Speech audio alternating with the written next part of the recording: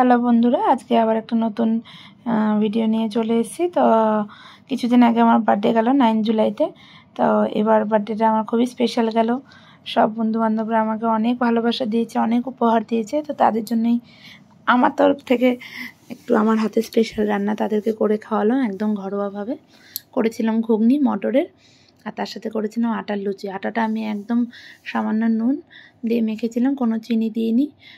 আর এই দেখো লুচিগুলো ভেজে নিয়েছি, লুচিগুলো সুন্দর ফুলেছে আর লুচিগুলো খুব নরমও হয়েছিল।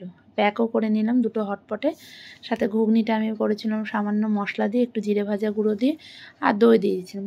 আর সাথে ছিল আদা রসুনের পেস্ট। তো যাই হোক, এগুলো সব কমপ্লিট করে প্যাক করে এবার আমি বসিয়ে দিলাম চা।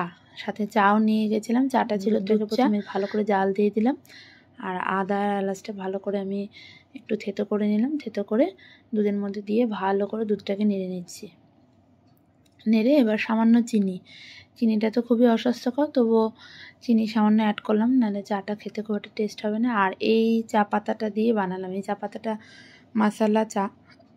এটা আমি এনেছিলাম আসাম থেকে, আসামে গিয়েছিলাম, ওখানকার আসাম টি। এটা চা পাতাটা এত ভালো, এটাতে লাল চাও খুব ভালো হয়, ভালো গন্ধ বেরোয়। সাথে এটা দিয়ে এই দুধ চা যে বানাচ্ছি, দুধ চাটাও খুব সুন্দর হয়, কালারটা এত ভালো আসে। আর দেখো আস্তে আস্তে কী সুন্দর দুধটা ঘন হয়ে এসছে, আর চায়ের কালারটাও আস্তে আস্তে চেঞ্জ হচ্ছে। চেষ্টা করলাম একটু দোকানের মতো করে বানানোর, যেহেতু সবার জন্য বানাচ্ছি তাই চেষ্টা করছি একদম দোকানের মতো করে বানিয়ে নেওয়ার। এই দেখো চাটা কি সুন্দর রং চলে এসছে, আর একদম দেখতে দোকানের মতো হয়েছিল, আর খেতেও একদম দোকানের মতোই হয়েছিল। তো একটা মগে আমি ছেঁকে নিয়েছি, যেহেতু অনেকটা বেশি চা, ছেঁকে নিয়ে এবার আমি গরম চাটাকে ফ্লাক্সে ঢেলে নিচ্ছি।